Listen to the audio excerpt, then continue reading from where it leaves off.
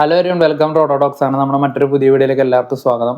അപ്പോൾ കുറച്ച് ദിവസമായിട്ട് വീഡിയോസ് ഒന്നും ഇടാൻ പറ്റിയിട്ടുണ്ടായിരുന്നില്ല, കാരണം ഒരു ആക്സിഡൻ്റ് ഒക്കെ പറ്റിയിരിക്കുകയായിരുന്നു. അപ്പോൾ അതുകൊണ്ട് ഒരുപാട് മാച്ചസ് മിസ്സായി. അതിൽ ഏറ്റവും ഇൻട്രസ്റ്റിംഗ് ആയിട്ടുള്ള ഒരുപാട് മാച്ചസ് ഉണ്ടായിരുന്നു. മുംബൈ GTA ഉള്ള മാച്ച് ഉണ്ടായിരുന്നു, തിലക് വർമ്മയുടെ സെഞ്ചുറി, അതുപോലെ പഞ്ചാബിൻ്റെ ഒരു വണ്ടർഫുൾ ചേസ്, അതുപോലെ ഡൽഹി ആയിട്ട്, അങ്ങനെ ഇഷ്ടംപോലെ മാച്ചസ്. ഫസ്റ്റ് എൽ ക്ലാസിക്കോ മിസ്സായി, ഇതിപ്പോൾ സെക്കൻഡ് എൽ ക്ലാസിക്കോ വരെ എത്തി.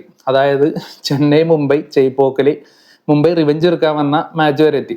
അപ്പൊ ഇന്നലത്തെ മത്സരത്തിൽ ചെന്നൈ ഒരു ആധികാരിക വിജയം തന്നെയായിരുന്നു. ബാറ്റിങ്ങിലായാലും ബോളിങ്ങിലായാലും ഫീൽഡിങ്ങിലായാലും എന്ന് പറയണമെന്നുണ്ട്, പക്ഷെ ശിവം ദുബൈ എക്സെപ്ഷൻ ആയിട്ട് മാറ്റി നിർത്തി കഴിഞ്ഞാൽ ഫീൽഡിങ്ങിലായാലും അപ്പോൾ കംപ്ലീറ്റ്ലി ഒരു ഡൊമിനൻസ് ആണ് ചെന്നൈ ഈ സീസണിൽ മുംബൈക്കെതിരെ കാഴ്ചവെച്ചത്. അപ്പൊ എന്തായാലും ഇപ്പോൾ ഈ ഒരു മാച്ചിനെ പറ്റി പറയുന്നതിന് മുന്നേ സോഫാർ ഈ ഒരു IPL മുംബൈ ഇന്ത്യൻസിന്റെ പ്രകടനത്തെ പറ്റിയിട്ട് ആദ്യം തന്നെ ഒന്ന് എടുത്ത് പറയണം. അപ്പോൾ ഈ സീസണിലൊരു തുടക്കത്തിൽ തന്നെ മുംബൈയുടെ പ്രകടനമൊക്കെ ഭയങ്കര മോശമായിരുന്നു. അപ്പൊ എല്ലാവരും അത് ഹാർദിക് പാണ്ഡ്യയുടെ തലയോട് കെട്ടിവെച്ചതെങ്കിൽ പോലും ഇൻഡിവിജ്വലി പ്ലേയേഴ്സിന്റെ പെർഫോമൻസ് എടുത്താലും ഇവരുടെയൊക്കെ ഒരു പ്രീവിയസ് മാച്ചസ് അല്ലെങ്കിൽ പ്രീവിയസ് ടൂർണമെന്റിലോ അല്ലെങ്കിൽ ഇവരുടെയൊക്കെ ഒരു റെപ്യൂട്ടേഷന് വന്ന പോലെ തന്നെ ഒരു പ്ലേയേഴ്സും കളിച്ചിട്ടില്ല. ഇപ്പോൾ എനിക്ക് മറ്റേ GTക്കെതിരെയുള്ള മുംബൈയുടെ കളി എന്ന് പറയുമ്പോൾ തിലക് വർമ്മയുടെ സെഞ്ചുറിയാണ്, മുംബൈ ജയിക്കുന്നു. ഞാൻ മുംബൈയുടെ തിരിച്ചു വരാമെന്ന് തന്നെ എക്സ്പെക്ട് ചെയ്തൊരു കളിയാണ്. കാരണം എന്താണെന്ന് വെച്ച് കഴിഞ്ഞാൽ ഏറ്റവും ഇതായിട്ട് പറയേണ്ടത് ആ കളിയിൽ തിലക് വർമ്മയുടെ ഇന്നിങ്സ് എന്ന് പറഞ്ഞാൽ മുംബൈയുടെ അതുവരെയുള്ള ഒരു മത്സരത്തിന് സമാനമായിരുന്നു. കാരണം തുടക്കത്തിൽ നന്നായി സ്ട്രഗിൾ ചെയ്തിട്ടാണ് മുംബൈ വന്നുകൊണ്ടിരുന്നത്. പിന്നീട് അതിന് ശേഷം GTA മത്സരത്തിലൂടെ തിരിച്ചു വന്നു. തിലക് വർമ്മയുടെ ആ ഇന്നിങ്സ് അങ്ങനെ തന്നെയാണ്. 10-20 റൺസ് എടുക്കുന്നവർ നല്ല രീതിക്ക് സ്ട്രഗിൾ ചെയ്തു. പിന്നീട് ഒറ്റ ഒരു കയറ്റമായിരുന്നു. അപ്പൊ ആ മത്സരം കാണുമ്പോൾ ഏതൊരു മുംബൈ ഫാനും അല്ലെങ്കിൽ CSK ഫാനും വിചാരിക്കും മുംബൈ തിരിച്ചു വന്നു എന്നുള്ളതാണ്. കാരണം മുംബൈയുടെ രീതി അങ്ങനെയാണ്. അവർ ആദ്യത്തെ കളി മുതൽ ജയിച്ച് തുടങ്ങി എല്ലാ കളിയും ജയിച്ച് കപ്പെടുത്തതെന്ന് പറഞ്ഞാൽ 2020 മാത്രമേ ഉണ്ടാവുള്ളൂ. അല്ലെങ്കിൽ ഇങ്ങനെ സ്ട്രഗിൾ ചെയ്തിട്ട് തന്നെയാണ് പിന്നെ അവർ കയറി വരാറ്. പക്ഷേ അതിന് ശേഷമുള്ള മത്സരത്തിലും വീണ്ടും തോൽവി വന്നു. അതിനുശേഷം ചെന്നൈയായിട്ട് തോറ്റു. അതിനുശേഷം ഒരു 240 റൺസ് അടിച്ചിട്ട് പോലും മുംബൈ തോക്കുകയാണ്. ഇപ്പൊ മുംബൈ ഇന്ത്യൻസിന്റെ സ്ക്വാഡ് നോക്കിക്കഴിഞ്ഞാൽ നമുക്ക് ഇന്ത്യ വേൾഡ് കപ്പ് ഫൈനലിൽ കളിച്ച അല്ലെങ്കിൽ കഴിഞ്ഞ T20 വേൾഡ് കപ്പ് വിജയികളായിട്ടുള്ള 4 പ്ലേയേഴ്സ് ഇന്ത്യൻ ടീമിൽ കളിക്കുന്നുണ്ട്. ഫൈനലില് ന്യൂസിലാൻഡ് ക്യാപ്റ്റൻ ആയിട്ടുള്ള സാനർ മുംബൈ ഇന്ത്യൻസിൽ കളിക്കുന്നുണ്ട്. വൺ ഫോമിലുള്ള റിക്കൾട്ടൺ കളിക്കുന്നുണ്ട്. വേൾഡ് കപ്പിൽ ഉഗ്രം പെർഫോമൻസ് നടത്തിയ വിൽ ജാക്സ് കളിക്കുന്നുണ്ട്. അതുപോലെ ട്രെൻ ബോൾട്ട്, ഗസൻഫാർ, അങ്ങനെ നിരവധി ടാലൻസ് കളിക്കുന്നുണ്ട്. ഇൻഫോം ബാറ്റർ ആയിട്ടുള്ള നമംദിർ കളിക്കുന്നുണ്ട്. അതുപോലെ കിഡിലൻ ഫിനിഷർ, അതായത് കഴിഞ്ഞ ഒരു വർഷത്തെ മൊത്തം വേൾഡിൽ നടന്നുള്ള T20 ടൂർണമെന്റ് എടുത്ത് നോക്കിയാൽ ഏറ്റവും ബെസ്റ്റ് പെർഫോമൻസ് കാഴ്ചവെച്ചുള്ള ഒരു ഫിനിഷറാണ് റുദർഫോർഡ്. അങ്ങനെ എല്ലാ പൊസിഷനിലും ഇത്രയും കിഡിലൻ ഇൻഫോം പ്ലേയേഴ്സ് കളിക്കുന്ന ടീമാണ് Mumbai Indians.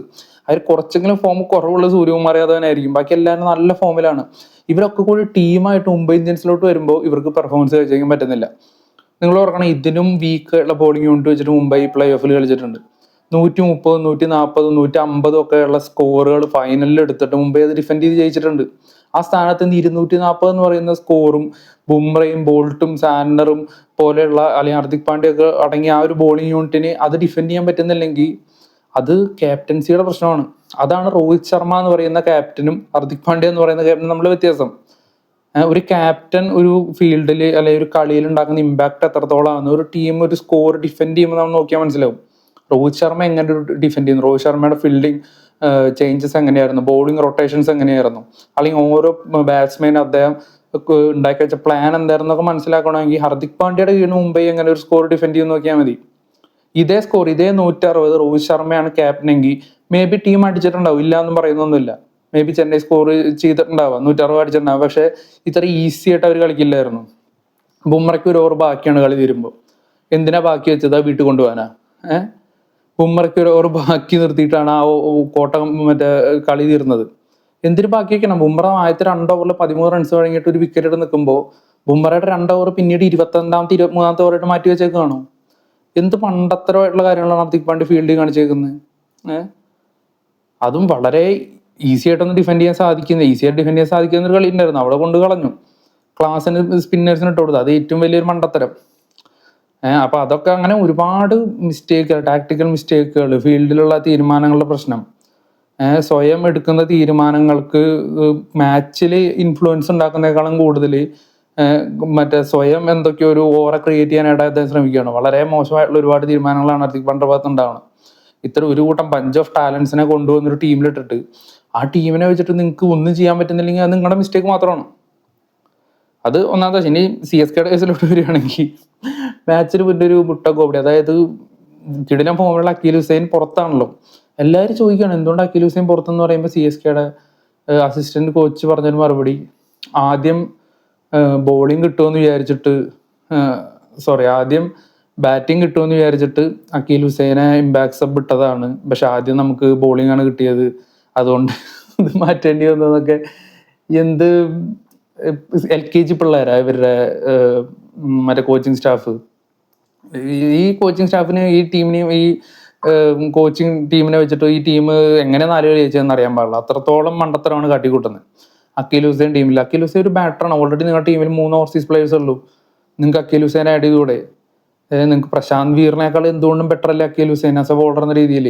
Prashant വീറിന്റെ impact sub ഇറക്കി കൂടെ അല്ലെങ്കിൽ അതിന് ബോളറെ മാറ്റി പ്രശാന്ത് വീറിന്റെ ഇറക്കാലോ. അക്കീൽ ഹുസൈൻ അത്യാവശ്യം ബാറ്റ് ചെയ്യുന്ന പ്ലെയർ ആണല്ലോ. ഇതൊക്കെ ഒരു വളരെ സില്ലി ആയിട്ടുള്ള കാര്യങ്ങളല്ലേ, ഇതൊക്കെ ആർക്കും ചിന്തിക്കാവുന്ന കാര്യങ്ങളല്ലേ. ചിലപ്പോൾ ടാക്ടിക്കലായിട്ടുള്ള എന്തെങ്കിലും കാര്യങ്ങളാവും, എന്തായാലും നമുക്കറിയില്ല. അപ്പോൾ CSK ഇനിയിപ്പോൾ മത്സരത്തിലോട്ട് മുംബൈ CSK മത്സരത്തിലോട്ട് വരുമ്പോൾ ഫസ്റ്റ് ടോസ് കിട്ടിയത് ഹർദിക് പാണ്ഡ്യക്കാണ് ബാറ്റിംഗ് എടുക്കുന്നത്. ബാറ്റിംഗ് അധികം ആരും എടുക്കാറില്ല ഈ IPL സീസണിൽ. പക്ഷേ ഇത് ചെന്നൈയാണ് ഗ്രൗണ്ട് എന്നുള്ളതുകൊണ്ടും ചെന്നൈയാണ് ചേസ് ചെയ്യുന്നുള്ളതുകൊണ്ടും ഒരു 180-190 അടിച്ചു കഴിഞ്ഞാൽ ഈസി PC വിന്നായതുകൊണ്ട് ഹർദിക് പാണ്ഡ്യ ബാറ്റിംഗ് എടുക്കുന്നു. റിയാൻ റിക്കൾട്ടനും വിൽ ജാക്സൺ നല്ല ടച്ചിലായിരുന്നു. പക്ഷേ അൺഫോർച്ചുനേറ്റ്ലി നല്ലൊരു ഫീൽഡിംഗ് ട്രാപ്പിൽ അദ്ദേഹം വിട്ടുപോകുന്നു, തുടക്കത്തിൽ വീഴുന്നു. റിക്കൾട്ടനും നമന്തിർ നല്ല രീതിക്ക് സ്കോർ കൊണ്ടുപോകുന്നുണ്ട്, പവർ പ്ലേയിലൊക്കെ 10-60 റൺസ് എത്തിക്കുന്നുണ്ട്. പക്ഷെ പിന്നീട് അങ്ങോട്ട് റിക്കൾട്ടൻ പുറത്താകുമ്പോൾ സ്കോറിങ്ങിന് ചെറുതായിട്ട് വേഗത കുറയുന്നുണ്ട്. കാരണം നമന്തിർ അങ്ങനെ ഒരു എല്ലാ ബോളും അടിച്ച് കളിക്കുന്ന ഒരു ഹിറ്ററല്ല. അദ്ദേഹം കുറച്ചൊക്കെ ഒരു ആങ്കർ ചെയ്ത് കളിക്കുന്ന പ്ലെയറാണ്. അപ്പം അപ്പുറത്തുള്ള പ്ലെയർ അങ്ങനെ ഹിറ്റ് ചെയ്യാൻ പറ്റുന്ന പ്ലെയറാണ്. സൂര്യകുമാർ യാദവ് ശ്രമിക്കുന്നുണ്ട്, പക്ഷെ ബെറ്ററാണ്. കാരണം ഒരു ബാക്ക്വേർഡ് സ്ക്വയറിലേക്കോ ഒക്കെ 2 ഫീൽഡർ ഇട്ട് കഴിഞ്ഞാൽ ഔട്ടായി പോകുന്നതാണ് ഇപ്പോൾ ഈ സ്ഥിരം കാണുന്നത്. പക്ഷെ ഇന്നലെ കുറച്ചുകൂടി ഓഫ് സൈഡിലോട്ടും സ്ട്രൈറ്റ് ഒക്കെ ബൗണ്ടറീസ് അടിച്ച് കളിക്കുന്നത് നല്ലൊരു സ്റ്റാർട്ടായിരുന്നു. പക്ഷെ അദ്ദേഹം ഔട്ടായി പോയി. രാമകൃഷ്ണ ഘോഷ് ഫസ്റ്റ് വിക്കറ്റ് എടുത്തു. ഇതിൽ റിക്കൾട്ടനെ ഔട്ടാക്കിയിട്ടുള്ള രാമകൃഷ്ണ ഘോഷിന്റെ ഫീൽഡിങ് എഫേർട്ട് എടുത്ത് പറഞ്ഞിട്ടോ കിടലിനായിരുന്നു. ആ സ്ഥാനത്ത് നമ്മുടെ ദൂബെ കളിക്കുമ്പോഴോ ഫുട് വർക്കില്ല, ബാറ്റ് ചെയ്യുമ്പോൾ ഫുട് വർക്കില്ല, അത് അദ്ദേഹത്തിന്റെ ഇഷ്ടം. ഫീൽഡ് ചെയ്യുമ്പോൾ പോലും ഫുട് വർക്കില്ല, പന്തിനെ ഓടിയെടുക്കുന്നില്ല പുള്ളി. പന്ത് എന്ത് ലേസി ആയിട്ടുള്ള ഓരോ കാര്യങ്ങളെ പുള്ളി ഫീൽഡിൽ ചെയ്തുകൊണ്ടിരിക്കുന്നത്. ഇത്രത്തോളം നെഗറ്റീവായിട്ടുള്ളൊരു ബോഡി ലാംഗ്വേജ്, നെഗറ്റീവായിട്ടുള്ളൊരു അപ്രോച്ച്. ബാറ്റ് ചെയ്യാൻ വരുമ്പോൾ തന്നെ നമുക്ക് തന്നെ തോന്നി ഇയാൾ ഇപ്പോൾ ഔട്ടായി പോകുന്നു. അപ്പോൾ പിന്നെ ബോളേഴ്സിന്റെ ഫീൽഡേഴ്സിന്റെ കാര്യം പറയണോ? നമുക്ക് ദൂബയുടെ കളി കണ്ടുകൊണ്ടിരിക്കുമ്പോൾ നമുക്ക് തോന്നി ഇപ്പൊ ഔട്ടാവും നമുക്ക് തോന്നും. ആ രീതിക്കാണ് പുള്ളി ബാറ്റ് ചെയ്തുകൊണ്ടിരിക്കുന്നത്. പിന്നെ അത് വിടാം, പുള്ളി ഒരു ഈസി ക്യാച്ച് വിട്ടു. ഫീൽഡിങ്ങിൽ ഒരുപാട് മിസ്റ്റേക്ക് ഉണ്ടായിരുന്നു പുള്ളിയുടെ ഭാഗത്തുനിന്ന്. പക്ഷെ ബാക്കി എല്ലാവരും രാമകൃഷ്ണ ഘോഷ് അതുപോലെ തന്നെ സർഫറാസിന്റെ ക്യാച്ച് എക്സലന്റ് ക്യാച്ച്, ഒന്നും പറയാനില്ല. കളി അപ്പോൾ ഒരു 9-10-11 ഓവറിൽ മുംബൈ ഇന്ത്യൻസ് 100 എത്തുവാണ്. അടുത്ത 9 ഓവറുകളിൽ 8 വിക്കറ്റ് ബാക്കിയുണ്ട്. മുംബൈ ഇന്ത്യൻസിന് ഈസിലി ഒരു 80-90 റൺസ് എന്തായാലും എത്തിക്കാൻ പറ്റും, അതിനുള്ള ടീമുണ്ട്. അങ്ങനെ സൂര്യകുമാർ യാദവ് ഔട്ടാവുന്നു, തിലക് വർമ്മയും പെട്ടെന്ന് ഔട്ടാവുന്നു. അത് മുംബൈക്ക് കുറച്ചടി. തിലക് വർമ്മ ഔട്ടായത് പ്രശ്നമായി. തിലക് വർമ്മനെ പുറത്താകണം 100ാമത്. അവിടെ നിന്ന് അങ്ങോട്ട് ഹർദിക് പാണ്ഡ്യ വരുന്നു ക്രീസിലോട്ട്. ഓവർട്ടൺ അവിടെ നിർത്തി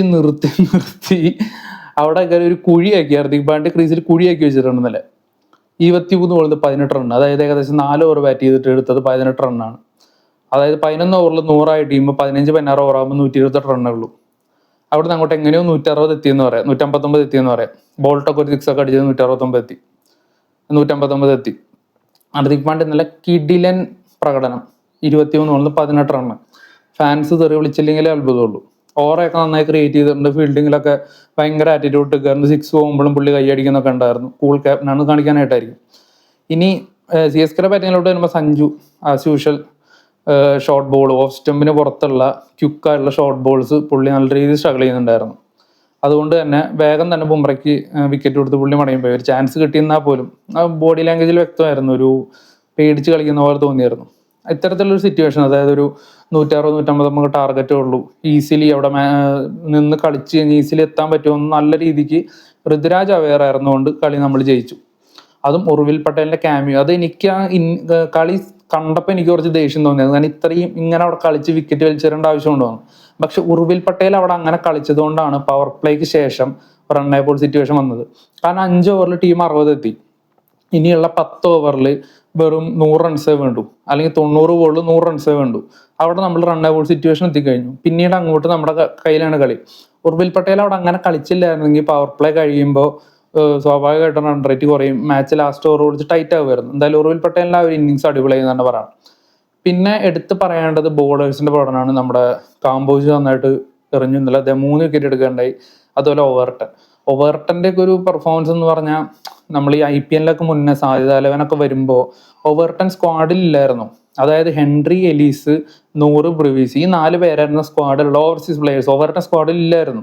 പക്ഷെ പിന്നീട് എലീസ് പുറത്താവുകയും ബ്രൂവിസ് ഇല്ലാതെയൊക്കെ വരുമ്പോൾ 3 ഓവർസീസ് പ്ലേയേഴ്സ് ഒക്കെ ആയിട്ടാണ് ചെന്നൈ കളിച്ചത്.